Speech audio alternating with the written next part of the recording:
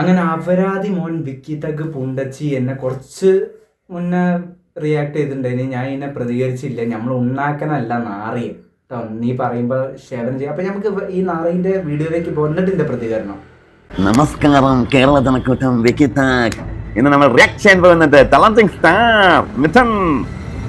Challenging star എന്ന് അവൻ തന്നെ വിളിക്കുന്ന ഒരു അപരാധി മോനെയാണ് നമ്മൾ റിയാക്ട് ചെയ്യാൻ പോകുന്നത്. നമുക്ക് അദ്ദേഹത്തെ ക്ഷമിക്കാം. മിഥുൻ ഈ അച്ഛനില്ലാത്തവൻ നല്ലൊരു പയ്യനാണ്, പക്ഷേ എന്ത് ചെയ്യാം, വെൽക്കം ചെയ്യാം. പുണ്ടച്ചി നായ, നിനക്ക് തന്ത ഉണ്ടോ? തന്ത ഇല്ലാത്ത വർത്താനം പറയുന്ന നായ അല്ല. പിന്നെ അവൻ വലിയ മാസാണല്ലോ നാറി. അതെ, ചലഞ്ചിങ് സ്റ്റാർ എന്നെ തന്നെയാണ്. ഞാൻ റിയാക്ട് ചെയ്തൊരു വീഡിയോ ചലഞ്ചിങ് സ്റ്റാർ റിയാക്ട് ചെയ്ത്, അത് പിന്നെ ഞാൻ ഇവിടെ വന്ന് റിയാക്ട് ചെയ്ത്. എന്തൊരു ലോകമാണ്, എന്തൊരു കാലമാണ്. മറ്റേ പാമ്പും ഏണിയും ഒക്കെ ഉള്ള ഫോൺ അത് മതിയായിരുന്നില്ലേ? നിനക്കൊന്നും എന്നെ കാണേണ്ടി വരത്തില്ലായിരുന്നു. ഇപ്പൊ വലിക്കിരുന്നു. പിന്നെ നിന്റെ തന്തേനെ വന്നിട്ട് റിയാക്ട് ചെയ്യണം പുണ്ടച്ചി മോനെ. അല്ല പിന്നെ കഴപ്പ. സത്യം പറഞ്ഞാൽ എനിക്കത് തന്നെയാ പറയുള്ളത്. നിനക്കിപ്പോൾ വലിക്കുന്നില്ലേ? നിനക്കും ആ പാമ്പും പോലുള്ള ഫോണ് ഇതാക്കിയ പോലെ. നീ എന്തിനാ പിന്നെ ഇതിൽ വന്നത്? നീ പിന്നെ ചാറ്റിക്ക് വേണ്ടിയാണോ? നായേ പറ്റൂ. ഇനി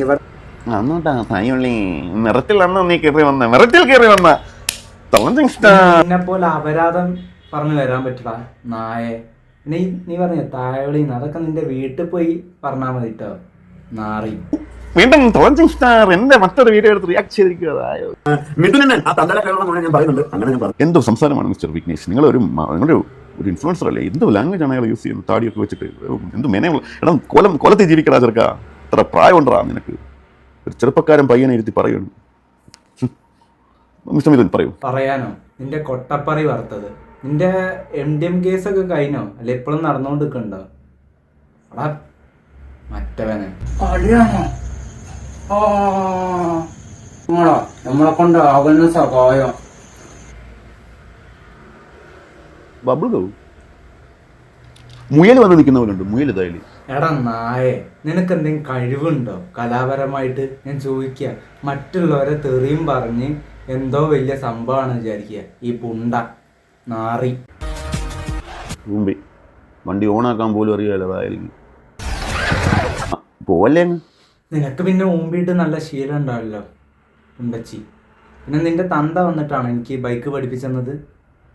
നിന്റെ വിചാരം വലിയ ഇതാണല്ലോ, നമുക്ക് ബൈക്കൊന്നും ഓടിക്കാതെ. എടാ എനിക്കറിയാടാ നായേ. പറയാ പറയാ മുതു പറയാ നിന്നെ അമ്പലമറിയും പറയാ.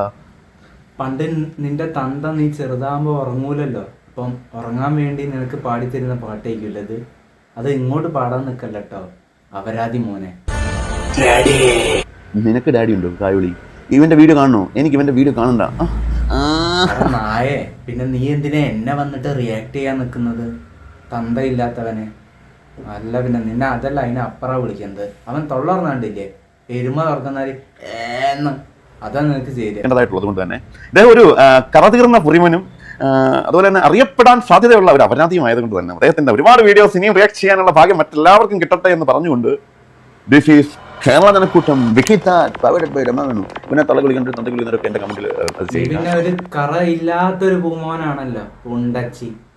എന്തൊക്കെ പറഞ്ഞാലും നമ്മളോട് സ്നേഹം മാത്രമേ ഉള്ളൂ വിക്കി താഗിന്. എനിക്ക് അതേപോലെ തന്നെ സ്നേഹം മാത്രമേ ഉള്ളൂ. എന്നാലും ഈ അപരാധി മോനെ ഒന്ന് റിയാക്ട് ചെയ്യണം തോന്നി.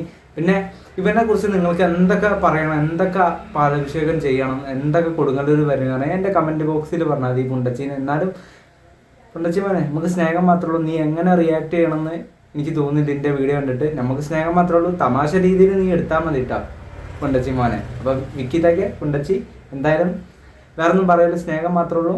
അപ്പം മറ്റൊരു വീഡിയോ ആയിട്ട് നീ എന്നെ ചൊറിഞ്ഞ നിന്നും ചൊറിയുന്നായേ.